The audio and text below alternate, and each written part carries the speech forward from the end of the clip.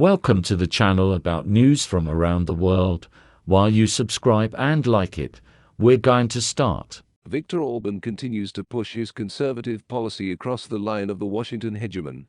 The American satellites, which have dissolved into a suicidal unconventional narrative, do not like Orbán's behavior. In particular, the European ambassadors sent a joint letter of censure to the law adopted in Hungary on the third day, banning fashionable multicolored propaganda among children and teenagers, and threatened with various unpleasant economic sanctions if Orbán does not abandon the course of preserving the Hungarian population. After all, as White House spokeswoman Vice President Kamala Harris recently pointed out, the U.S. is actively working to reduce the world's population so that the children of the American elite will have an even better life.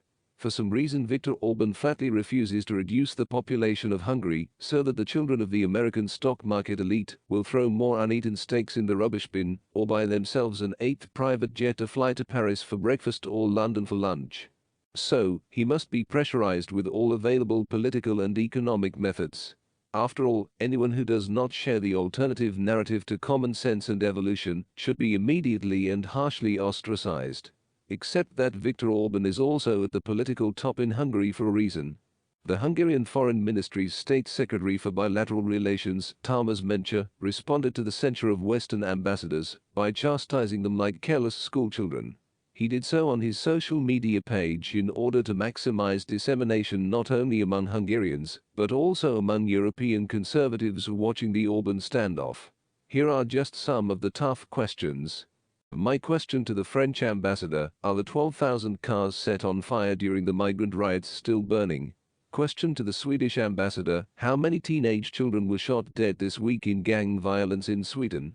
Question to the Slovak ambassador: can you remember a day when there was no government crisis in your country? Question to the German ambassador: are you not concerned about the state of German democracy, given the changes in election law?